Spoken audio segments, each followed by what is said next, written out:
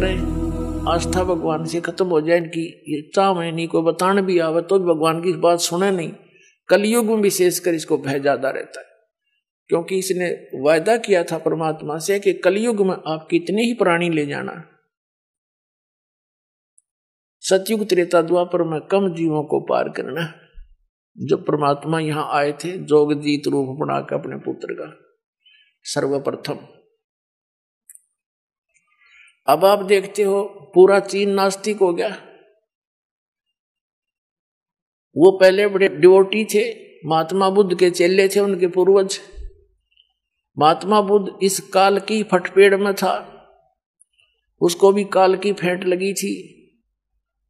बड़ी पुण्यात्मा था, स्वर्ग से सीधा जन्म मनुष्य का हुआ था। तो जो स्वर्ग से सीधा मानो जीवन प्राप्त कर लेता है व्यक्ति, कोई बहुत ही पुण्यकर्मी प्राणी होते हैं, लाखों में एक, करोड़ों में एक, तो वो राजा के घर भी जन्म ले लेता है। राजकाज भी उसको अच्छा नहीं लगता, क्योंकि जिस स्वर्ग का उसको आभास है, जिस सुख का, वो वहां नहीं है। राज भी त्याग देते हैं, हठ योग करते हैं, मनमुखी साधनाएं करते हैं। उनकी पिछले जन्म की भक्ति फिर भी साथ रहती है, जिस कारण से फिर वो वक्ता बन जाते हैं, अच्छा उपदेशी बन जाते हैं। जनता उनको एक अच्छा व्यक्ति महापुरुष जानकर उनके पीछे लग जाती। तो महात्मा बुद्ध जी के द्वारा बताई गई जो साधनाओं से, पहले जो महात्मा बुद्ध से नाम लिया, उपदेशी बने, शिष्य बने, वो पुण्यात्मा थे। वो व्यक्ति सारे उस समय अपने सभी पृथ्वी पर तकरीबन, और उनके कार्य अपने आप सरा करते थे। उनके प्रारब्ध के ही कर्म प्रफुल्लित हुआ करते थे, कोई विशेष कष्ट नहीं था उनको, अच्छी आत्माएं थी। तो वो ये सोचा करते थे महात्मा बुद्ध के द्वारा दिए गई साधना से हमें लाभ हो रहा है, आगे चल के कर्महीन प्राणी होते चले गए कलयुग में, पिछले पुण्य साथ रहे नहीं, जिस कारण से उन्हीं साधनाओं को करते करते उस पूरे चीन में किसी को लाभ नहीं हुआ, सब ने लाभ होना बंद हो गया। तो सब नास्तिक हो गए कि कोई भगवान नहीं कहीं पर, छोड़ो इसको, फंड है ये। और काल ये चाव है कि नास्तिक हो जा, अब वहां कोई जिक्र करो भगवान का, चर्चा भी ना चालन दे, ऐसे बना दिए वहां पर अपने आत्माओं। परमात्मा चाहता है, जैसे ये राधा स्वामी पंथ, अरे सच्चा सौदा सरसा और जगमालवाड़ी वाला पंथ, डेरा, और ये जितने भी इससे संबंधित ब्रांच हैं, जनोद वाला, जय गुरुदेव, मथुरा वाला, या और ठाकुर जी, जितने ये सारे, और ये निरंकारी, अरे आसाराम, अरे सुधांशु जी जैसे, अरे ब्रह्म ऋषि को आवे, कुमार स्वामी, इनका का पता नहीं। ये पुण्यात्मा अच्छी अच्छी आत्मा इनके पास जाती है, उनका इत्तेफाक से अपना संस्कार कोई अच्छा आ जाता है, नियमित ये बन जाते हैं। जितने सुख ये बताते हैं इनके चेले, इतने तो हम पहले भी प्राप्त किया करते, साला सरजाया करते, हनुमान के पुजारी थे, और कुछ भी मंत्र नहीं करते थे, इन्हें को जो मिल गया वो मंत्र कर लिया। ये था हमारा पूर्व जन्म का संस्कार फल रहा था। हम सोचा करते हनुमान जी कृपा करें, हनुमान जी क्या की कृपा करें, वो आप भगत थे। तो पुण्यात्माओं, इनको काल ने इसे काम ला रखा कि इन तक फिर कुछ समय के बाद कुछ भी लाभ नहीं होना इन साधनाओं से। और कुछ वर्तमान के जैसे महापुरुष हैं, संत हैं, इनकी अपनी पुण्य कमाई पिछले जन्म की घनी हो है इनके साथ, और इनके वचन आशीर्वाद से छोटी मोटी राहत इनको मिल जाएगी, और उनके टैर की हवा कम हो जाएगी, दूसरा में डल जाएगी थोड़ी थोड़ी, ना वह काम करने जोगा ना वो रहेगा कितने जोगा। तो ये कुछ दिनों के बाद पूरा भारतवर्ष भी नास्तिक हो जाना था, यदि आज यह कृपा दाता की आपके ऊपर ना होती। तो आज का जो उद्देश्य सत्संग का, तो पुण्यात्माओं, आप अपनी गलती से इस काल के साथ आगे हम सभी, और फिर इन ब्रह्मा विष्णु महेश से फिर ये सारी सृष्टि, कुछ दुर्गा ने अपने वचन से की, कुछ इनकी गृहस्थी कर्म से, फिर आगे सारा ऐसे ये सारा जुगाड़ जुड़ गया।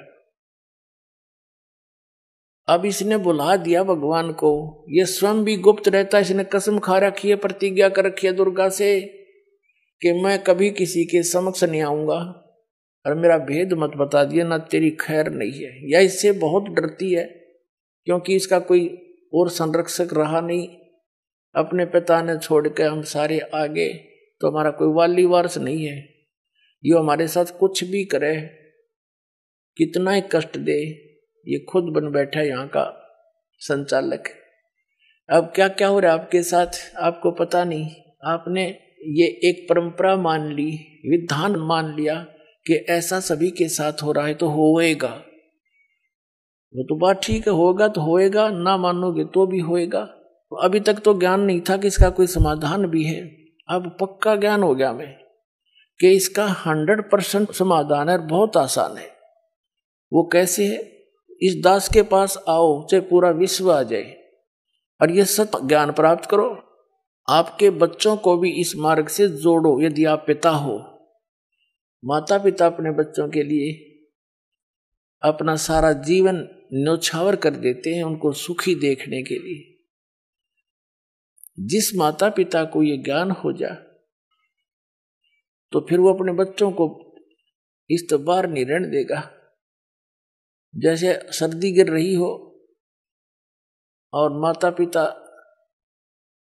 को पता चले, आंखें खुले रात्रि में, और बच्चे ने रजाई एक तरफ कर रखी हो, पैर पूर मार के, तो उठ के जब उड़ाओगे उनको रजाई के और चारों तरफ से दाब देंगे कि सर्दी ना लग जाए बच्चे को, बेटी को, बेटे को।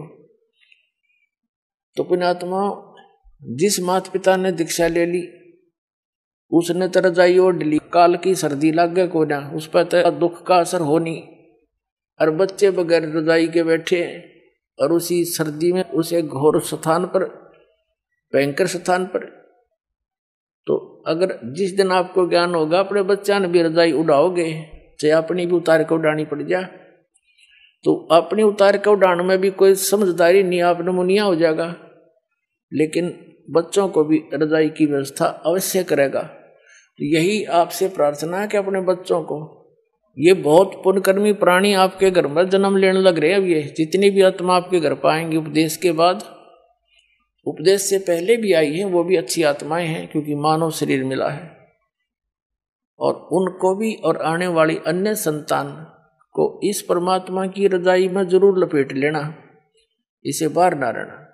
फिर आप जब यहां से जाओगे, आप यहां से जाओगे संसार छोड़कर, इस ज्ञान के आधार से आपकी आस्था इतनी हट जाएगी यहाँ की। अगर आपको कोई स्वर्ग का राजा भी बना होगा ना, आपने नफरत हो जाएगी हृदय से, नो नहीं कहने सुनते हैं।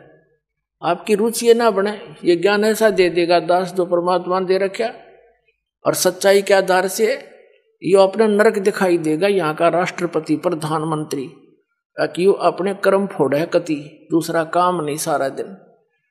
और फिर आज तो प्रधानमंत्री राष्ट्रपति और कल न पशु बन खड़ा हुआ।